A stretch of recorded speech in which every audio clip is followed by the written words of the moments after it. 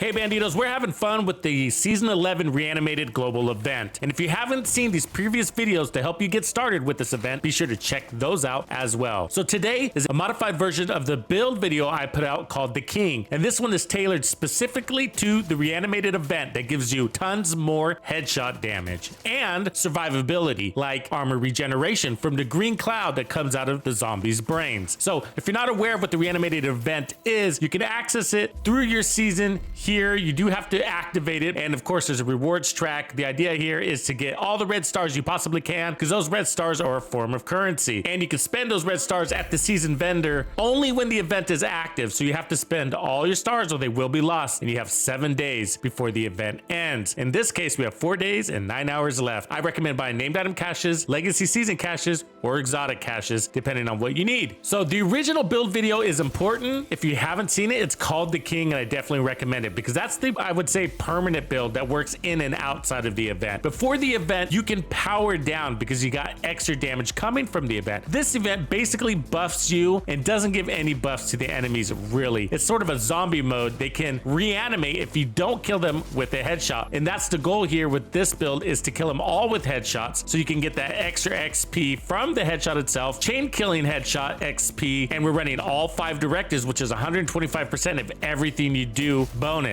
This build, it does it all. As you can see, we have 1.8 million armor, 1% armor regen, 20% armor on kill, and 60% weapon handling. This thing is a beast. The best part about it is you don't have to reload thanks to the Dread Edict, and this build is sort of tailored around that. Let's take a quick look. So you got 40% headshot damage, weapon handling mods throughout here, and a little bit of crit chance. And so the Dread Edict, mine is level 10. You don't have to worry about the expertise. It's got 10 in the mag and 260 RPM. We get marksman rifle damage, headshot damage to targets out of cover, 1.5 second reload on this build. The talent is called Full Stop. Basically, you're gonna get 100% headshot damage and 40% weapon damage. Headshots give you 2 stacks, which means 10 headshots is going to get you to full. Body shots only give you 1 stack. And in headshot kills with the Dread Edict, we store all bullets in the magazine, and that doesn't deplete your bullet reserves. So it's free ammo, which is great because we're running the Pistolero directive. So by killing with the headshot, you're maintaining those damage stacks that you've earned. So it's partly that and partly the no reload, which means killing faster and no ammo issues. So lots of benefits with this. But if you do have to reload, it's not a big deal. Take the reload and you're going to transfer all of those stacks into bonus armor, which lasts for 10 seconds. Each stack represents 5% of your max armor. So it's actually a lot of bonus armor because we're running 1.8 million armor. Now this is a ninja build, so we are using the Ninja Messenger backpack, and it gives us 3 cores. I have protection from elites here, and resourceful allows you to equip this and unlock a brand set or gear set bonus. And just like the original build, we're running 3 pieces of aces, which gives you marksman rifle damage and headshot damage, and dead man's hand. So landing hits, flips cards, and ultimately gives you 30% amplified damage. And the better your hand, the more shots contain that damage. Pretty cool. And it's actually giving us more power than you definitely need. So have fun. Armor, headshot damage, and more protection from elites on this mask. And the knees is our second piece, which is armor and weapon handling, where originally we had headshot here, but we're so overpowered I decided to add more handling. Why not? And then the holster is armor and headshot damage. That's our final piece of aces. If you're looking to be part of a strong, positive community, then I have you covered. Join Tux's Discord. We're not elitists, and we're so much more than just clans and raids. Tux's Discord continues to grow as the central hub for the player base that loves this game and wants to see it thrive. And if you love builds, this is the spot. Also, join Tux's Players Club to support the channel, the cause, while getting access to member perks and extra content like gaming music playlists. Click the join button below. Because of the ninja, we get to run 1 piece of HOTSHOT and get another 30% marksman rifle damage and another 30% weapon handling. So we are handled up, armor and headshot damage. And the chest piece. So this is a new addition thanks to the Reanimated event. Because we're running the ninja, we're unlocking both attributes, 1% armor regen and 10% armor on kill. We got armor, headshot damage, weapon handling, more protection from elites. The protection from elites is cool because it allows you to poke your head out of cover longer and take more damage. There's a lot of elites and heroic content. Headhunter gives you 1,250% of your last killing blow's damage. And that's as long as you have 150% headshot damage. And as you can see, we're at 240%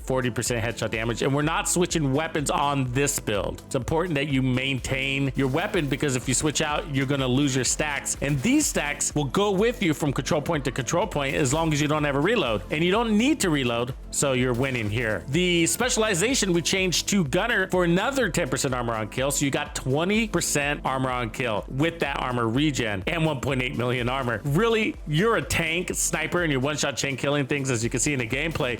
For those of you that want more handling instead of armor on kill, I'd probably recommend the sharpshooter specialization. It's also going to give you more headshot damage, but you don't really need either of those things. And gunner gives you 10% weapon handling just for standing still as well. So really there's no loss here, and gunner gives you 10% of your ammo whether you're in or out of cover, where if you run sharpshooter you have to be in cover to earn that ammo. But this is a cover play type weapon because of how it handles and its zoomed in effect. But I still move around and I still play tight with this weapon just to have a little bit of fun with it. And then the other weapons, it doesn't really matter, but I'm running the D50 as a backup with Determined. For skills, it's important that you run the decoy, and then I'm just running a fixer. I want something with a long duration so I don't have to worry about that scavenge skill thing. But you do have 20% armor and kills, so you're good to go on heals. And if you haven't seen the original build, again, check out the King video here, where we're using it with all directives and regular heroic content with no reanimated buffs. It's worth a check. This is going to be a build that endures in your loadout. I wasn't a big fan of the Dread Edict until season 11. They've really lifted this gun nicely with the talents that they've given us. Hey Bandidos, if you want more zombie builds for this event, check this video out now.